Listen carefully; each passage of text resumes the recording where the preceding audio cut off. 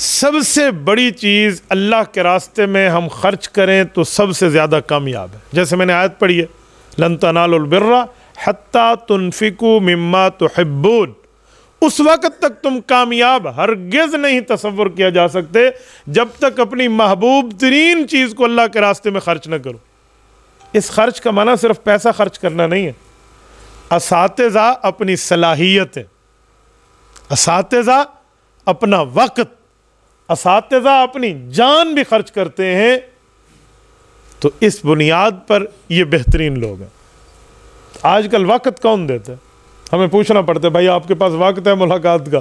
تو ایک استاذ بچوں کے لیے وقت نکال چکا ہے تو وہ اپنی محبوب ترین چیز کو قربان کر رہا ہے.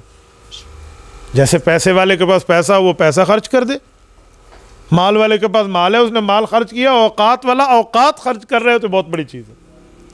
اچھا پھر علم پڑھنے اور پڑھانے کا رتبہ، رسالت امام علیہ السلام کا فرمان حضرت ابو ہریرہ راوی ہیں، جامع ترمذی میں موجود ہے، باب ما جاء فی حث العلم کے تحت فرمایا من سلک طریقا یطلب او یلتمس، دونوں روایتیں ہیں کہ جو اس لیے گھر سے نکلتا ہے کہ مجھے علم ملے، وہ علم کی تلاش شروع کر دیتا ہے، اس کی مانگ اور طلب میں نکلتا ہے، اللہ رب العزت اس کے لیے سہل اللہ لہ طریقا الی الجنہ، جنت کے راستوں کو آسان کر دیتے.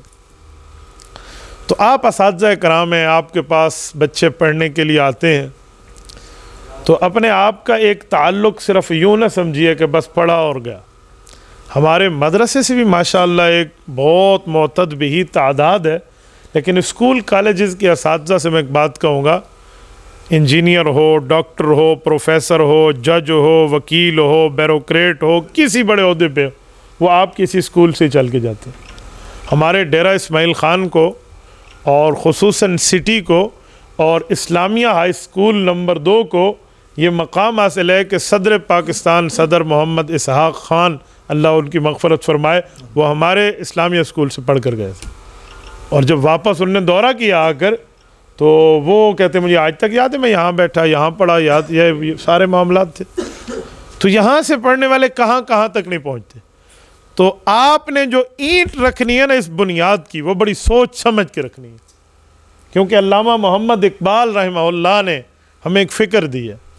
فارسی زبان میں حضرت علامہ، یہ آپ ضرب کلیم پڑھیں نا تو علامہ اقبال کا ایک شعر سمجھ آتا ہے کہ خشت اول چون نہد میں عمار کج تا سریا میر اود دیوار کج. کہا جب بنیاد کھودی جا رہی ہوتی ہے، جس کو ہم اپنی سرائکی زبان میں کہتے ہیں ایرا کھٹیندہ پیا ہوندہ، یہ جو بنیاد کھد رہی ہوتی ہے تو اس میں پہلی اینٹ اگر بنانے والے نے، معمار نے، مستری نے ٹیڑھی رکھ دی تو وہ سریا ستاروں تک بھی دیوار کیوں نہ چلی جائے بلندی میں، وہ ٹیڑھی جائے گی. تو جس ترتیب پر آپ اپنے سامنے اپنے تلامذہ کو، شاگردوں کو، اسٹوڈنٹس کو بٹھائے ہوئے ہیں، تو پہلی بات آپ یہ طے کر لیں کہ میں پہلی اینٹ رکھ رہا ہوں، اس پر یہ معاملہ آگے چلے گا. تو آپ کو وہ صفات اپنانی چاہیے جو صفات ایک قابل احترام استاذ کے ہونے چاہیے. وہ صفات کیا ہے؟ سب سے پہلے نباز ہونا چاہیے معلم کو. نباز کا معنی جیسے حکیم طبیب حاذق یوں نبض پہ ہاتھ رکھ کے گونگے کا بھی علاج کر دیتا ہے جو اپنی حالت بتا نہیں سکتا. کیوں؟ اس کی زبان گونگ ہے نا، اس کے نبض بول رہی ہے. یہ طبیب حاذق ہے، نباز ہے، وہ نبض جانتا ہے. آپ اور ہم تو بولنے والے، ہم کہیں گے ہمیں یہ ہے، یہ ہے، یہ ہے. گونگے کا علاج بھی حکیم کر دیتے ہیں، کیوں؟ وہ نبض کو جانتے ہیں. تو معلم کو سب سے پہلے نباز ہونا چاہیے.